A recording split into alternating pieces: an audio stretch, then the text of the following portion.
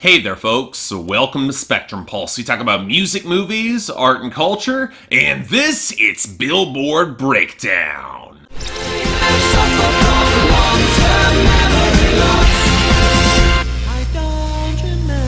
So if this was any normal week, I'd be inclined to say it was pretty transitional, an otherwise regular week on the Hot 100 as older songs rotate out in preparation for spring. Maybe even a little bit unexceptional, given that the Chainsmokers seem to have finally hit their 15th minute with no new songs from their debut album having a significant impact here. But this is not an ordinary week, because of the monstrous streaming numbers that Kendrick Lamar's new album Damn is currently racking up, it's more a question of which songs will survive what's going to be happening next week, and nowhere is that question more apparent than on our top 10. Sure, Shape of You by Ed Sheeran is still at top at number 1, but for how much longer? The radio gains have slowed to a crawl, the sales are strong but they're not top tier, and while its streaming is good for now, its on-demand numbers and uncertain YouTube are showing some signs of weakness here. And as much as I'd like to say the same for That's What I Like by Bruno Mars at number 2 for still having radio momentum and real sales there, it's getting muscled back considerably on streaming. I don't see it going much higher. The big question comes for Humble by Kendrick Lamar at number 3, which took a week of sales losses as you would expect, but the streaming and YouTube numbers are just obscene, and it's picking up radio frankly faster than I expected for a hip-hop song with arguably limited crossover potential. It'll gain next week with the album pretty considerably, but I'd argue it'll be more of a question of how much Shape of You slips than anything else, whether or not it gets that number 1. And that's not all the players here. A big debut in the top 5 at number 4, the song that nobody saw coming, Sign of the Times by Harry Styles. Now, I'll talk a lot more about this song later in the show, but suffice to say, with the radio momentum and the huge sales, it's got potential to stick around, but I don't like those streaming numbers. Without a video, I can't see this being a serious challenger, at least not yet. Now, all this leaves Something Just Like This by the Chainsmokers and Coldplay in a bit of a weird spot to round out the top 5. It's got real radio traction, it gains streaming, but it slipped on sales, which could be a bad sign going into the expected streaming losses that are gonna happen next week. Similar case for I Spy by Kyle Little Yachty down to number 6. It actually has a bit of radio and sales, and it's got streaming traction, but it slipped on YouTube, and I can see this being vulnerable to Kendrick next week again. Then we have our second new top 10 entry and his first ever solo entry in the top 10, Mask Off by Future. Not a bad song. It's got solid streaming and YouTube, but I don't see radio crossover, and it's also vulnerable when Kendrick will just crush everything next week. And it couldn't come soon enough for our third new top 10 arrival, and by far the worst of them, EXO Tour Life by Lil Uzi Vert at number 8. Again, it's only here because of streaming and YouTube with even weaker sales, and the radio refuses to touch it for good reason, and I only hope Kendrick just utterly kills its momentum. It might be a tougher challenge to kill Body Like a Back Road by Sam Hunt at number 9 though. Yes, it dropped back a bit, thank God, but it's got airplay traction beyond country radio at this point, and that's a really bad sign, given that it doesn't really rely on streaming in the same way. It's somewhat protected, and that's not good. And finally, to round things out, actually dropping a slot, Paris by the Chainsmokers at number 10. Don't expect to stay long, as radio is ebbing, sales plummeted, and everything except on-demand streaming lost out. The category where it's just gonna get crushed next week. Now, all this for now makes a pretty uneventful list of losers and dropouts, especially in the latter category. Yeah, I was a little bit irked that we're losing Million Reasons by Lady Gaga, which never got the fair consideration it deserved, and Water Under the Bridge by Adele. Its departure, it's expected, but it's a little bit sad. It's a good song. But if it's taking Bad Things by Machine Gun Kelly and Camila Cabello with it, I'm not really complaining. And our losses are pretty much expected too. Most coming from country radio gradually resetting to equilibrium after the American Country Music Awards. The Fighter by Keith Urban and Carrie Underwood dropped back to 53. No, it's not really a country song. Road Less Traveled by Lauren Elena went down to 77. Craving You by Thomas Rhett and Maren Morris went to 81. Again, not really much of a country song. And You Look Good by Lady Antebellum dropped down to 85. The latter two were off debuts, and again, they're not really all that country. Hell, so did Subime La Radio by Enrique Iglesias, Decima Bueno, and Zion and Lennox falling to 96. The last two are older radio songs that were on their way out gracefully. I Feel It Coming by The Weeknd and Daft Punk out of the top 10 entirely to number 7 17, and I Don't Want to Live Forever by Zayn and Taylor Swift down to 26. They're both gonna make the year-end list. I'm not all that fussed that they're leaving, but where I'd argue things get a lot more interesting is in our returning entries and gains. Mostly the running question of which ones will survive Kendrick next week. I wouldn't put money on either of the returns. Still Got Time by Zayn and Party Next Door at 95, and At My Best by Machine Gun Kelly and Haley Steinfeld at 94. They both look pretty perilous, but I'd say that about any recent arrival that can lose momentum. At least How Not To by Dan and Shay up to 86. It's insulated by country radio, but I can see Drowning by A Boogie with the Hoodie and Kodak Black up to 75. First Day Off by T Grizzly up to 76, and maybe The One by the Chainsmokers up to 78, all getting knocked back significantly next week, if not off the Hot 100. Similar case for other streaming heavy hip-hop or R&B tracks getting gains right now, like Good Drank by 2 Chainz, Gucci Mane, and Quavo up to 82, or Losing Control by Russ up to 63. Decent gains, sure, but is the margin of safety big enough right now? Now, granted, there are some other tracks that have a little bit more viability and safety. Issues by Julia Michaels seems to have momentum for some ungodly reason up to number 12, as does the continued strong gains for Swalla by Jason Derulo, Nicki Minaj, and Ty Dolla $ign up to 42. And The Weekend by Brantley Gilbert is insulated enough by country radio for its last-ditch second wind up to 64. And for some ungodly reason, Call On Me by Starley got a late period boost to 65. The tracks that I'm a little bit worried about, though, are Scared to Be Lonely by Martin Garrix and Dua Lipa up to 80, and Castle on the Hill by Ed Sheeran up to 57. Yes, I know Ed Sheeran's promoting the latter rather heavily, and neither are crossing into Kendrick's territory directly, but again, margins game at this point. They're both vulnerable. And yet, none of this is going to stop our fresh new crop of new arrivals, some of which are probably going to be gone next week. Starting off with number 100, Flatliner by Cole Swindell featuring Dierks Bentley. Turned up to 11, dropping on dead on the dance floor. Somebody better call a doctor.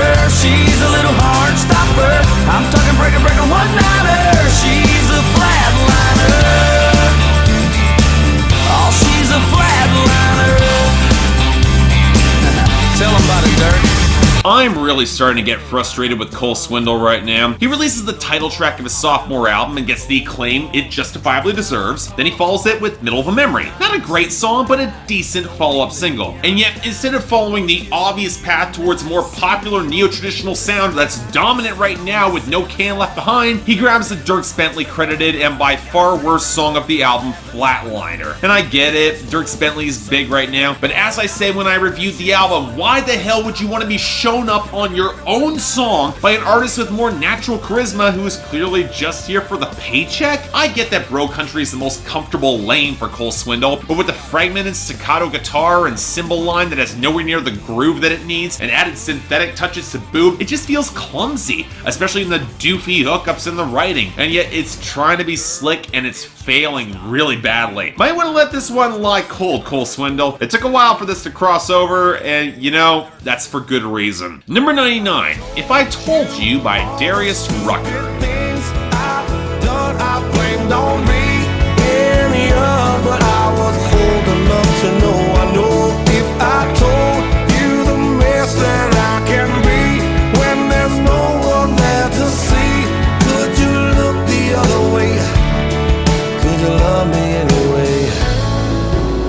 And speaking of songs that took a long time to get back to the charts, this was released back in July of 2016, apparently as the lead-off single for Darius Rucker's next country album. And when I can't find a reliable release date for that album and it took this long for the single to gain traction, that's a really bad sign, which a lot of build up to an otherwise low-key, if a little bit clumsy song. Funny thing is that Darius Rucker has the grit and weight in his voice that pull off this sort of earnestness really quite well, that highlights the weight of his years and the very frank acknowledgments of his own failings and flaws. And when you match it with the gentle piano, the quiet, real drum work, the distant guitar, and even hints of pedal steel, you got a song that fits comfortably in the adult contemporary side of country music that Darius Rucker has always occupied. As such, my concerns about it, really pretty minor. I think if this song picked up a little bit more rough-edged texture and didn't feel the need to submerge in atmospheric tones, it could connect a little bit better for me. And I do feel the actual writing from Shane McAnally and the cadence can feel a little clumsy with a pretty tenuous rhyme structure, but overall, I don't really hate this. It's a decent track, not bad, wouldn't mind hearing it. Number 97, Weak by AJR. When I fall for that, I'm weak. And what's wrong with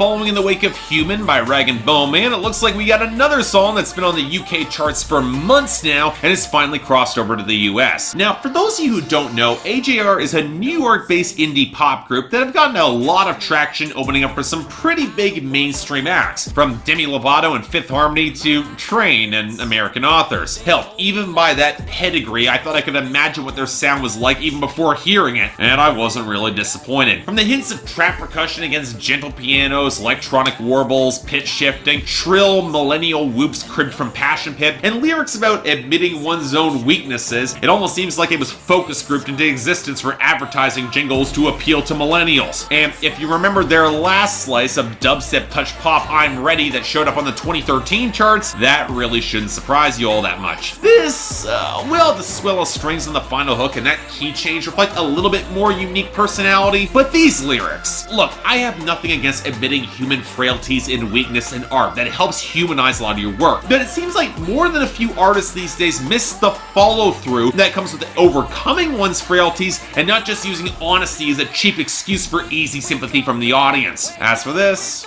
honestly, it feels a little too sterile, twee, and lacking weight for me to really click with this. Pass. Number 92, Bar at the End of the World by Kenny Chesney. Put it on the wall, it'll still be there. Next time we come back, girl, to the bar at the end of the world.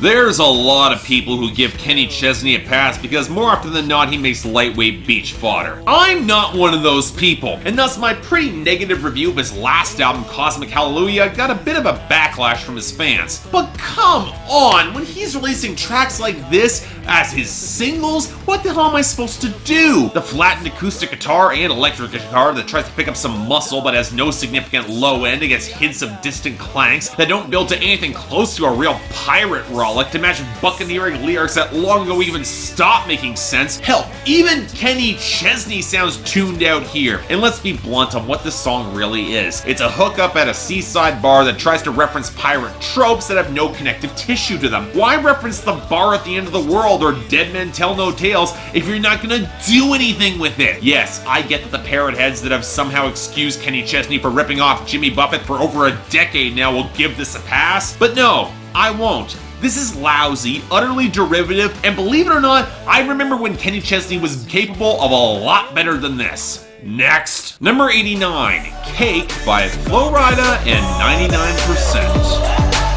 I didn't come here to stay. I came to leave with somebody. I only came from You know, it always seems like there was a part of me that misses Flo Rida on the charts for bringing upbeat energy and good hooks, up until you actually go back and listen to the majority of his hits and realize how forgettable of a rapper that he is. Good flow and a good eye for hooks, sure, but if you're not actually gonna say anything, you're not exactly gonna be fondly remembered by that many people. So when he teams up with the hip-hop duo 99% for a single on an Atlantic Records compilation project, I didn't exactly have high expectations for this, especially as I didn't really have a great track record with songs that think repeating the word cake over and over again to substitute for anything else. Looking at you, Rihanna, Chris Brown, and Jay-Z. And really, while I don't quite think this song is quite as bad as any of those, it's still pretty hollow. Mostly because the 99% are imitating Flo Rida's cadence and delivery just with a little bit more auto-tuning as your utterly by-the-numbers tropical production. With it being very clear that they only came to this party to pick up a girl. To quote them, they only came for the cake. And that might be the part I like least about this song. This is Flo Rida, the guy who used to love the wild club era and have fun. Are you so tired that you're only coming back to pick up? It feels desperate more than anything. And at this point of Flo Rida's career, no, not all that surprised. And it's pretty forgettable, so pass. Number 79, Every Day We Lit by YFN Lucci featuring P&B Rock. I swear I ain't never expected it to be like this. Now a nigga getting rich. I swear every day we lit. Yeah, every day we lit. Yeah, you can't tell me shit. Yeah, remember I was broke. Yeah, now I'm getting rich. Yeah, when you diamond colder than a bitch. miss, then you know you lit. When you quick to take a nigga bitch, then you know you lit. Honestly, I'm not even sure what there is to say about this song. YFN Lucci is obviously trying to follow up Key to the Streets, PNB Rock is trying to follow up Selfish, so why not team up for another generally forgettable trap song? And that's the thing, when you've covered as many of these tracks as I have on this show, they just start to blur together. A few faded piano corns, trap hi-hats and snares, and a blubbery bass that doesn't exactly go all that hard, a little bit softer than I expected. And YFN Lucci and PNB Rock sing rapping about having succeeded and come up that feels 70% chorus. And beyond a few brand names and generally being more melodic and less violent than many of these tracks utterly tend to be, it's just so formulaic. Expensive jewelry, foreign cars, taking your girls, I've heard all of this before, it's not unique here. Coupled with a very restrained melody on the hook, I really can't see this sticking around for all that long. It's not terrible, but it's also not memorable. Next, number 74, Unforgettable by French Montana featuring Swae Lee.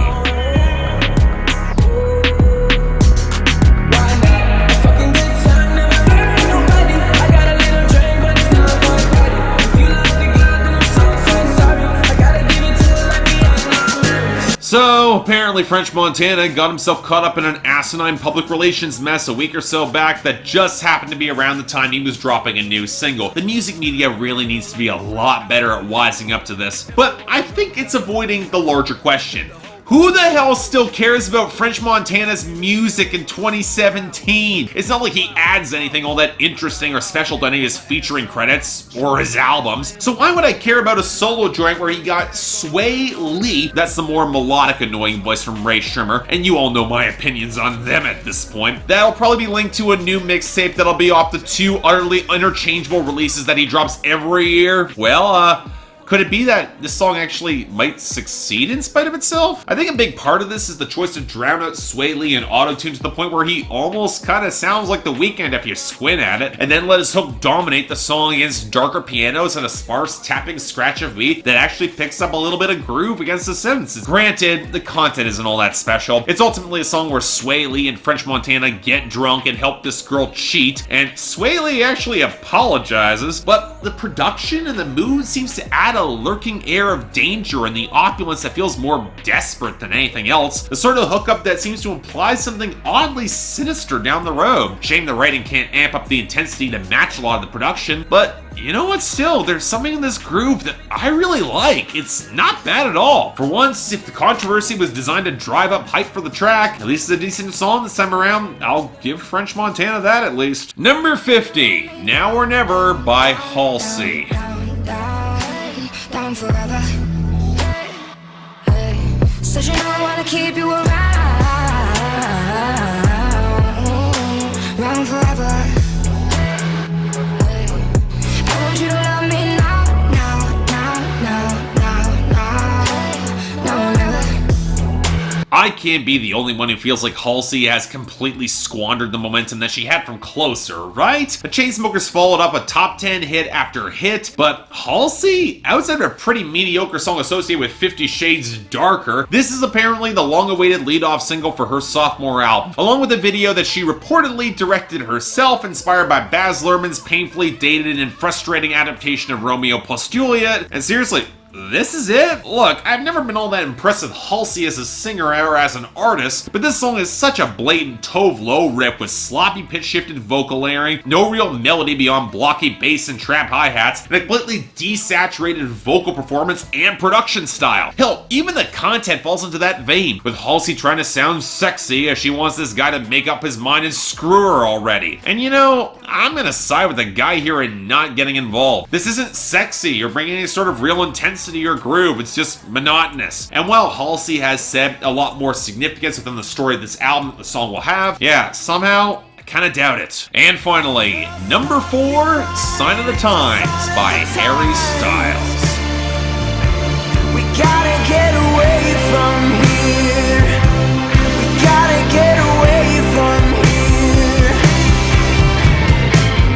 The byline to every story that music critics have written about the song is filled with astonishment. Everyone had assumed that Harry Styles would be the big breakout star of One Direction after all. He had the look, he had the voice, he had the stage presence, even if he didn't have the writing credits. But the fact that the song is actually really good? Such a shocker. And while I'll admit a little bit surprised that Harry Styles went in this direction, can we put to bed the idea that boy band artists can't produce quality on their own? It wasn't that long ago that Justin Timberlake happened, folks. And again, Michael Jackson himself used to be part of the Jackson 5. It's not that unreasonable to think that One Direction might spawn a genuine talent. Hell, with Niall Horan putting out This Town, which is actually a really good song, it might have actually spawned 2. But again, Sign of the Times is aiming much bigger than acoustic ballad territory. It's a piano ballad that's clearly playing in the 70s singer-songwriter territory that has sparked more than a few comparisons to David Bowie and Queen and Meatloaf that I personally think are a little bit premature, mostly courtesy of the guitars and pedal steel spiking off the arranged instrumentation that feels a tad too blurry for my taste. And